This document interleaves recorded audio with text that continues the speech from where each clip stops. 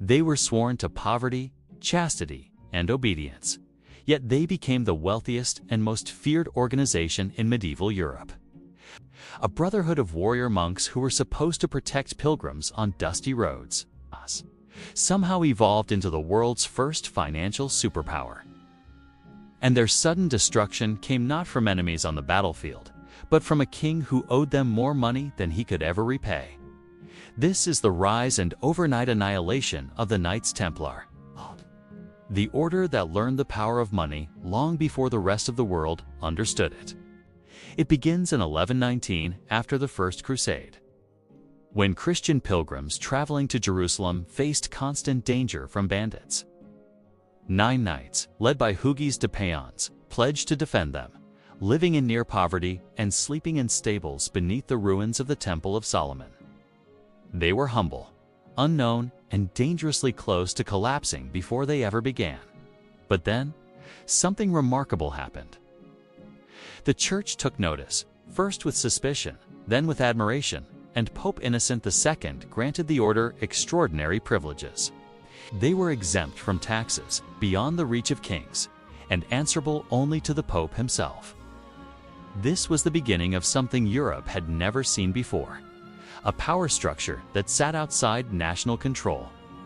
As pilgrims continued flowing into the Holy Land, the Templars needed money to feed, equip, and arm thousands of men. So they innovated. They created a trusted system where travelers could deposit money in one Templar house and withdraw the same amount in another, thousands of miles away. It was a revolutionary idea, a medieval credit network that eliminated the risk of being robbed during long journeys. Suddenly, the Templars had something more powerful than swords, an international financial system built on trust, faith, and a vast network of outposts across Europe and the Middle East. Landowners donated property to the order, not only out of devotion, but also for security and political favor. Wealthy nobles entrusted their gold to the Templars because the knights were militarily strong, religiously protected, and legally untouchable. Kings began borrowing money from them, often in staggering sums, to fund wars, build fortifications, and stabilize their economies.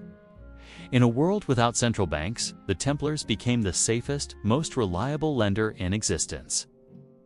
Their network extended from Paris to London, from Venice to Cyprus, and from Jerusalem to Portugal.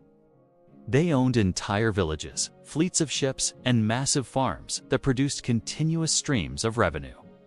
The Order of the Temple had become an economic engine disguised as a military brotherhood. By the 13th century, the Templars were no longer just a religious order. They were a multinational corporation with diplomatic immunity, military capability, and more financial power than most kingdoms. And that is when their troubles began. Because while most kings respected the Templars, one king feared them.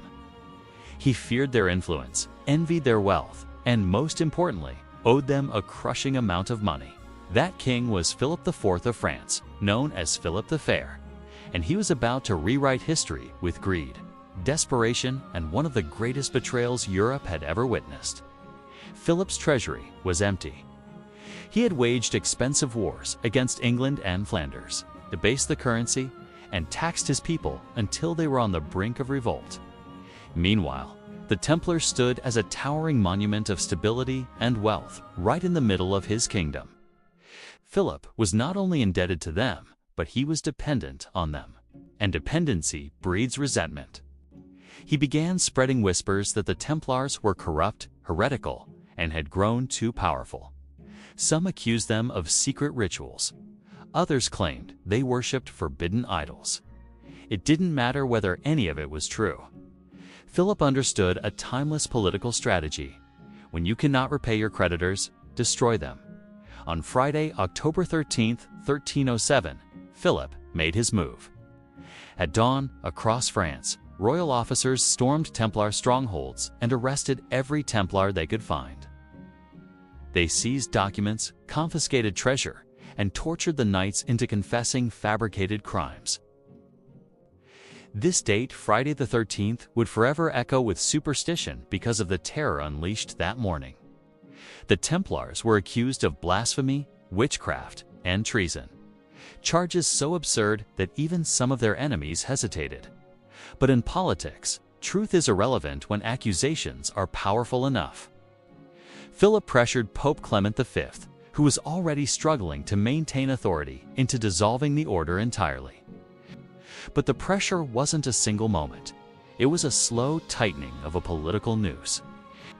Philip knew the Pope was weak, indebted, and dependent on French protection, so he used every tool at his disposal: rumors, forged testimonies, public accusations, and the threat of a fractured church.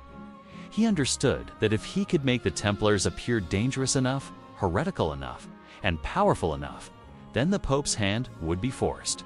And eventually, it was. When Clement finally issued the papal bull dissolving the Order of the Temple, it wasn't a declaration rooted in spiritual clarity or divine revelation. It was an act of survival. A political victory disguised as moral outrage. A triumph for a king who had turned debt into justification and greed into righteousness. What followed was a methodical dismantling of one of the greatest institutions in medieval Europe. Templar lands were seized under the guise of reallocation, though everyone understood where much of the wealth was truly going. Royal officials swept through Templar estates, cataloging livestock, properties, gold reserves, and trade goods. Some of their treasures were openly taken. Others simply disappeared, never seen again, absorbed into private vaults and noble houses loyal to the king.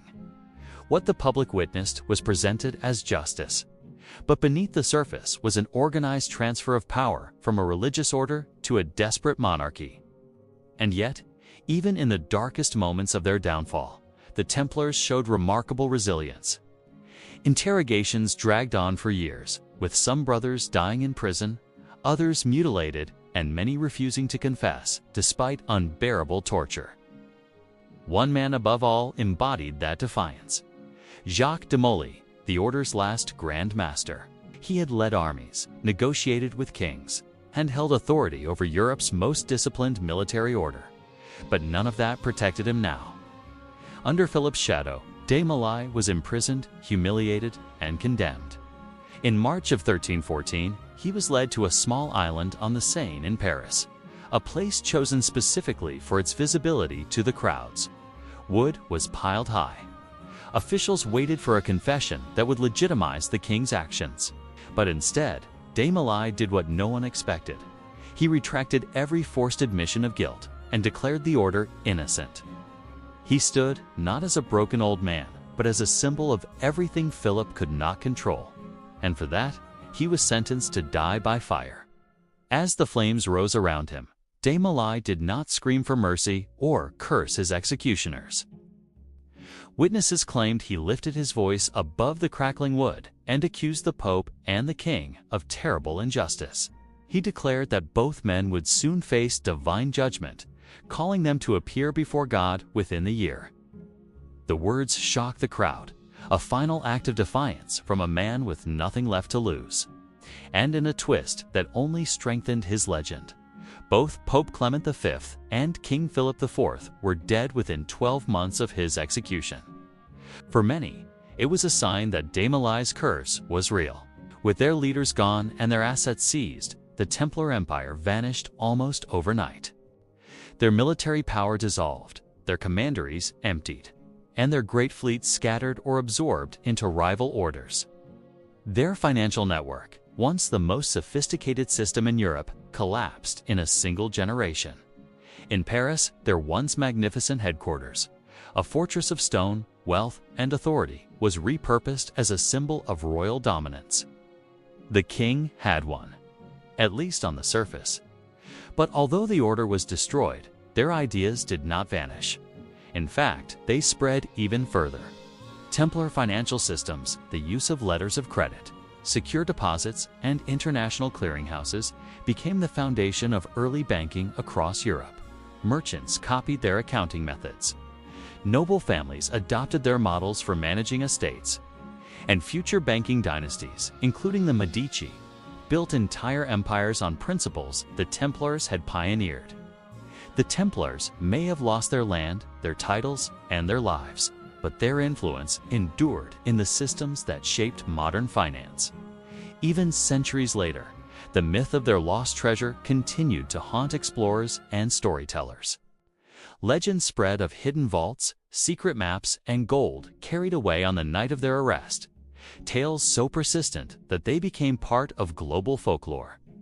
The truth remains unclear, and the mystery only deepens their allure. The Knights Templar are remembered as warrior monks, but their true legacy lies in the world of money. They showed medieval Europe that influence does not always come from armies or crowns. Real power comes from trust, from networks, from the ability to move wealth across borders without fear, from the invisible infrastructure that supports kings and carries nations. And their fall remains one of history's most powerful reminders of how dangerous it is to become wealthier and more trusted than the king you serve. If you enjoyed uncovering this hidden chapter in the story of money, like and subscribe. It suggests that you want to delve even deeper into the ideas and events that have shaped the economic world. Thanks for watching.